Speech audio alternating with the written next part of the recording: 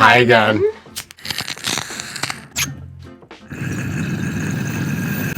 What's up, guys? We back. And we are talking about seedling stage. Seedling stage with autoflowers. Top 5 tips, guys. What we found from when we started almost a year now growing autos. Tips and pointers that we have. Like, this is our best 5 from everything that we've learned so far. Yeah, growing things autos. that have helped us be more successful throughout the seedling stage. Yeah, top 5. Flowers. So first. I'm over here like hyping everything up. I'm like, top 5. Tell me more about the top 5. I don't know what to say to that.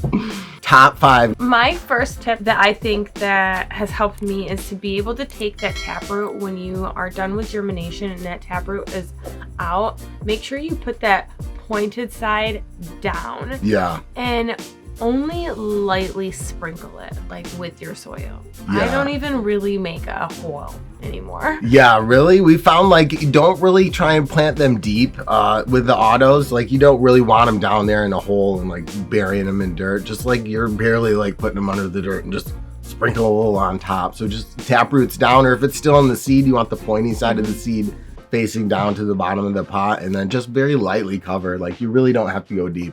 No, not at all. Just enough for that taproot to be in there. Yeah, and we've seen way more success because we've definitely put them too deep before, and then they just like all of a sudden a week later. Snap. Yeah, we had one where the head pulled its own head off trying to like pull it out through. So yeah, I've had a couple. Yeah, we've seen the best success rate, just not very deep. Tap roots down. Number 2 is when we start ours, we generally start them in just like a very neutral soil, like just a pro mix, regular.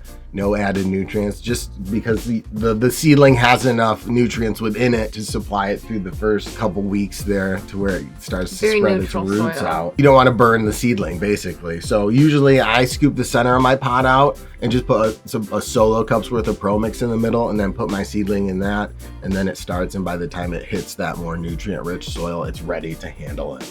Yeah. And I've had good success rate rather than just putting them in. I've seen some weird things happen. Yeah, they get burned. Yeah, if you put them in right into the same soil that you plan on finishing them out in. So sometimes if you're mixing like the Fox Farms and stuff like that in your starting soil, sometimes it could be too much for seedlings. So usually for like a safety precaution more so, I guess I just always done the solo cup, and it's always had great results. So I just creature of habit, but to let me know what you guys do, just right in there with the newts and no issues.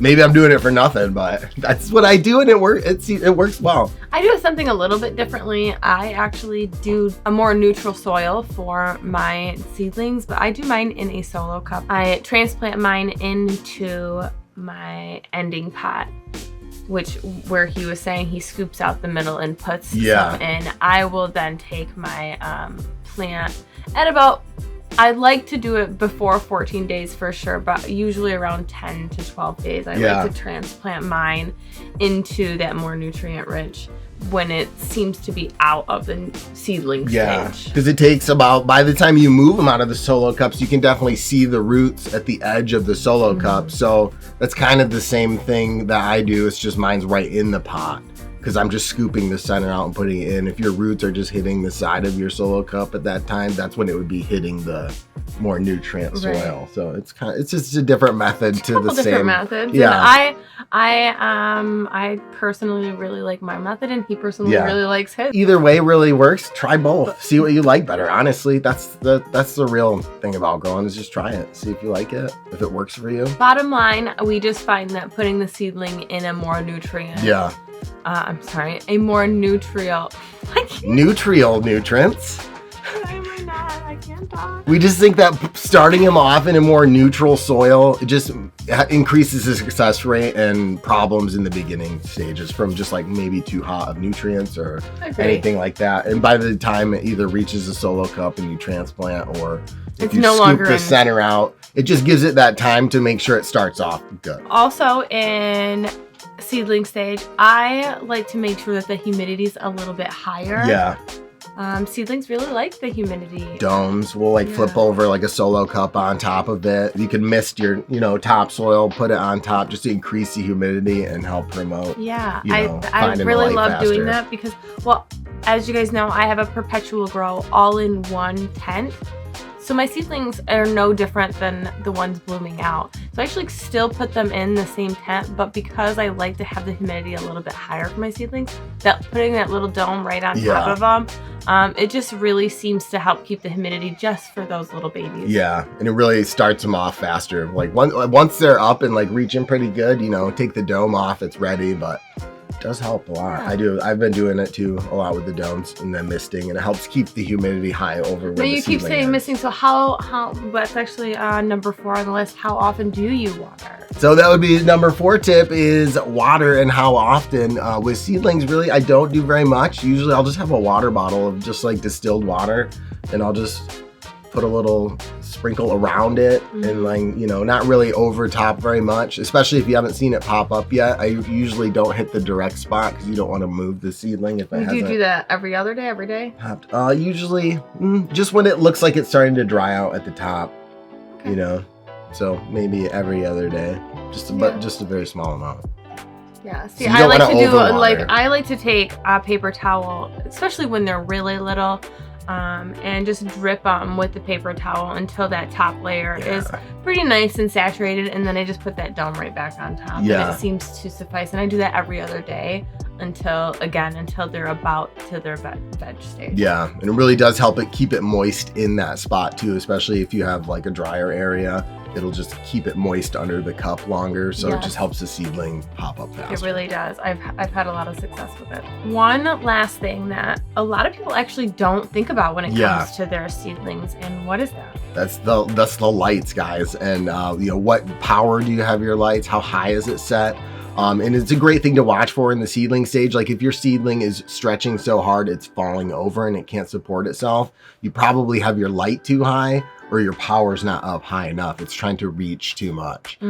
So definitely think about your light height and adjustment. You can consult like your manual or whatever to see what the recommended height settings are. Plant higher to your light so it's not trying to stretch so hard. Put it up on a pedestal or something, or put a box under your plant. I've had seedlings actually fall right over on their side because they were trying to reach so hard, and I've actually had to then prop them up.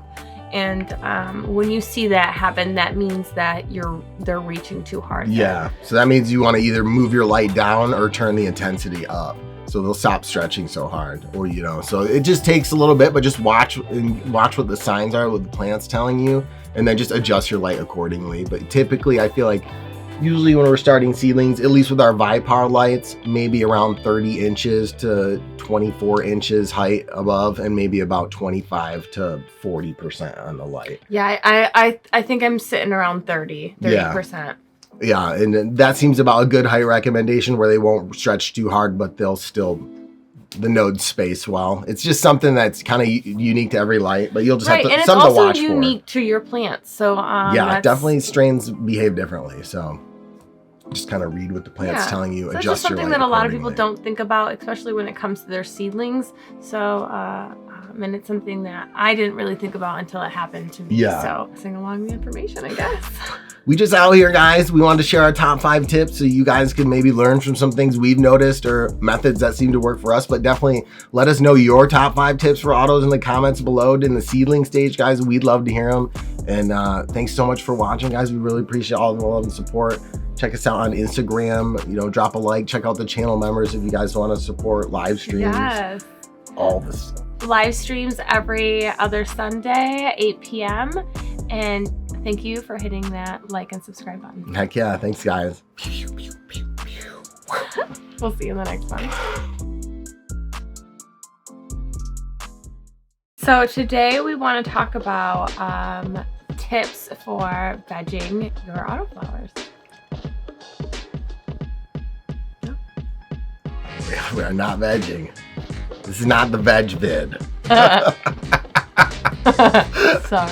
Oh, hang on. We'll be talking about that in the future video from the future. Number not mine. You'll never guess what video's next. Today we're going to be talking. Like, maybe we should just start this all over from the beginning. Let's take it all the way back. Let's take.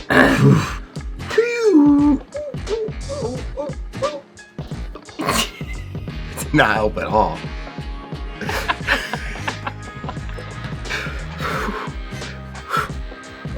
we gonna do this? Stardust, lead this one in, babe. Bring it, hype it up.